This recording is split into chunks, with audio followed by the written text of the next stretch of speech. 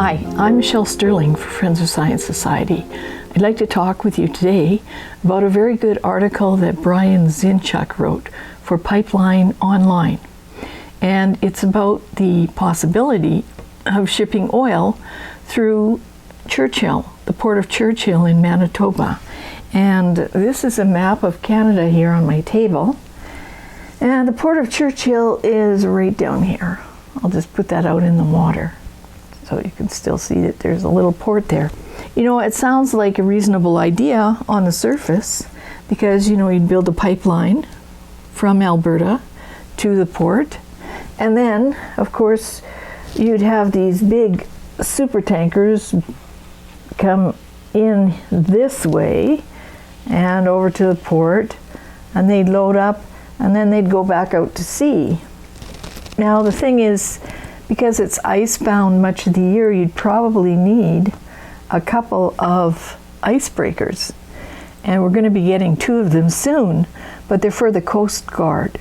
So they're not going to be dedicated to this. So if you don't have these icebreakers, you know, to break that path for these very large crude oil carriers, you know, and they don't just have to get out of the bay, they got to go through this passage, right? And then down here, out through the Labrador Sea.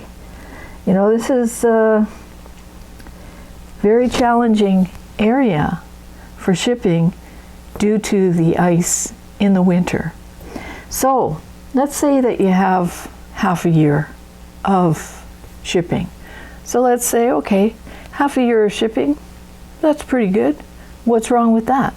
Well, the problem is, once you start producing oil, oil is produced 24/7. And when it goes into a pipeline, especially a pipeline in a cold place like northern Manitoba, you don't want to have to shut that pipeline down anytime because bitumen is already quite sticky and viscous. And in a cold environment, if it's not being shunted down that pipe on a regular cycle, then, you know, things can get complicated and sticky. And so people say, well, okay, so we'll build some storage on site. And, you know, you can do that. Put up some of those little, you know, those big round tanks you see at a tank farm. So you can build a couple of those, right?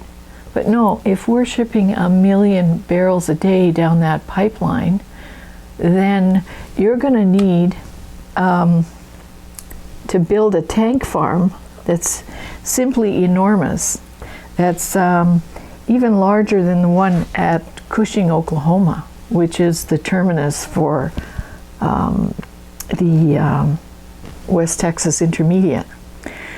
So that's going to be a problem. And then the next problem is that the whole idea of building a pipeline to Tidewater is that we can reach world markets and get a better price. But let's say you have all of this crude oil stored up over the winter, and now it comes spring and the icebreakers come in, they cut a path and the super tanker comes in and manages to get up here and tank up. The problem is when it goes back out, as you've got all these super tankers coming and going now, you're going to be dumping about 2 million barrels of oil out on world markets per day. So there's going to be 1 million coming down the pipeline and 1 million going out of storage. And what happens when you flood the market like that? The price of oil drops. So that works against the purpose of building a pipeline to the coast. There are some other issues that Brian brought up, and I really think that people should read the article because he's not being a naysayer to development. And I'm not either. You know, there are things that can be shipped from this port where you won't need to build that kind of storage. Like, grain already goes out of there, and it's kind of a seasonal thing. So the harvest comes in, it's stored in different places across Canada, and then it gets to port and it's stored there for a temporary period of time, and then it's shipped out when the bay is ice-free. But it's a seasonal product. It's not produced 24/7 like oil. So that's why, really the objective would be to build a pipeline out to the coast. First of all, it's more temperate, so you have fewer problems. As I mentioned, it's quite viscous. And secondly, you immediately get access to world markets via the Pacific. And in fact, I was just reading in Doomberg, which is a Substack written by some energy experts, and they were saying how it's going to be very problematic for California in the near term because Gavin Newsom and his eco-friendly crowd have made regulations so impossible there that a lot of the big oil refiners are shutting down their refineries. And they don't have a lot of other sources for oil. So, there are some refineries in Washington State, just below Vancouver. And we could also ship it to a place where there are refineries, like China, and ship the refined product back to California. I know that sounds crazy, but these things do happen all the time. Anyway, my point is, this is a much more practical option, or as Premier Daniel Smith has suggested, going from Alberta into the U.S. and then out to a U.S. port on the West Coast. So like I said, there are opportunities for Churchill and Canada. We have the biggest coastline in the world, and proportionately we probably have the fewest deep water ports.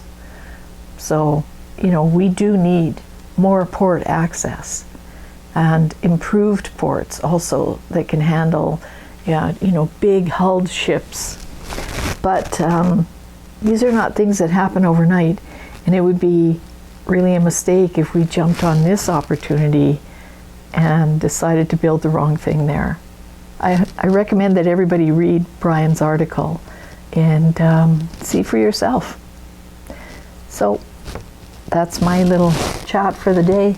What was it that, Wab Canoe was very excited about Churchill Port, and he said he'd even ride in on a polar bear himself. If we want the Canadian nation to continue to be the true north, strong and free, the route runs through Churchill.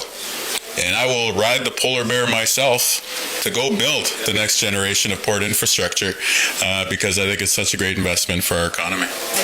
Anyway, for Friends of Science Society, I'm Michelle Sterling.